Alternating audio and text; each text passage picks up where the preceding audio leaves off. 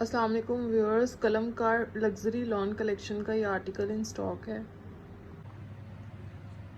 सबसे पहले इसकी प्योर 90-70 एट लॉन पे इसकी फ्रंट के ये तीनों पैनल्स हैं जिनको मैंने एक साथ करके रखा हुआ है। इस तरह से ये right panel,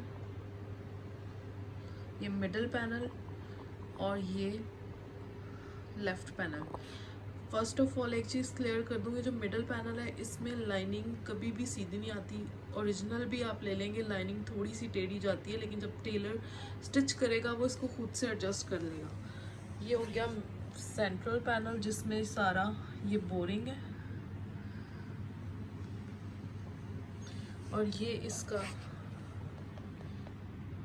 sequence work, तिल्ला work और थ्रेड वर्क के साथ neat and clean embroidery plus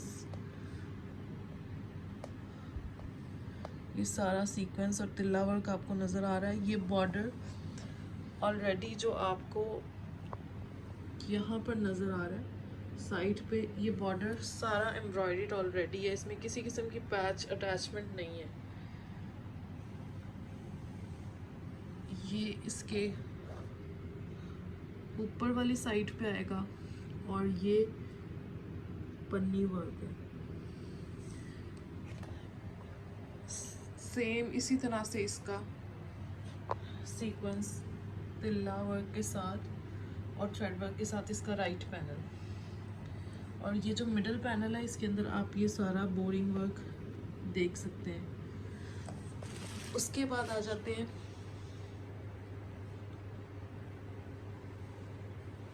इसमें भी ये सारा बोरिंग वर्क के साथ है। उसके बाद ये इसके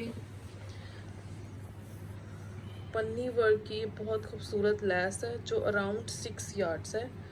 इसको आपने अब मॉडल पिक्चर पे आप देखें तो ये लैस आपने यूज़ करनी है ये साइड दोनों पैनल्स को जॉइन करते हुए।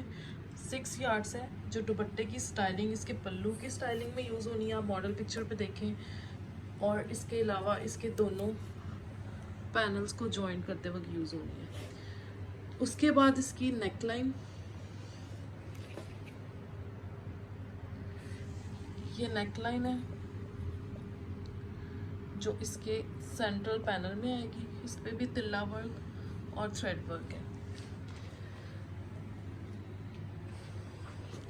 उसके बाद ये इसके दामन का एम्ब्रॉयडर्ड प्लस सीक्वेंस एंड तिल्ला वर्क के साथ खूबसूरत पैच,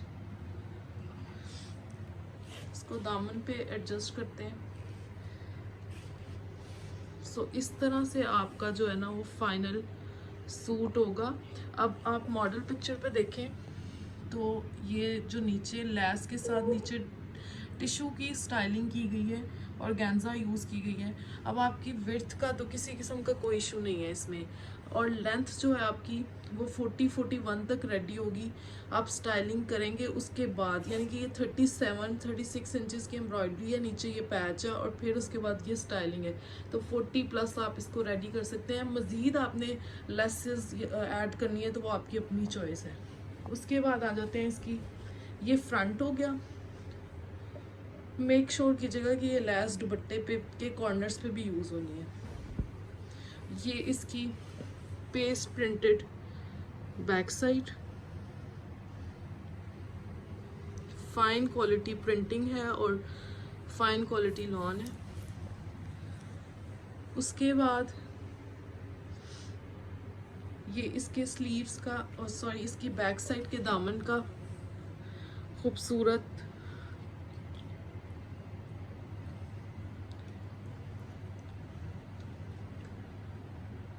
सीक्वेंस वर्क के साथ ये पैच है, ये बैक साइड का पहला पैच है।